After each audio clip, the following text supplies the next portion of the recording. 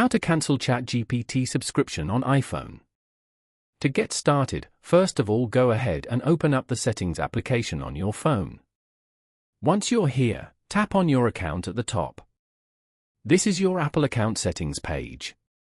Over here, go to Subscriptions as shown. On this page, you can view your subscriptions and manage your payment details, plan upgrades, renewals and many more. Click on a subscription to view its details. For example, ChatGPT subscription. If you want to cancel this subscription, then you can cancel it from here. You will also find other subscription suggestions below, such as Apple One subscription. Following these steps, you can easily cancel ChatGPT subscription on iPhone. Thank you for watching.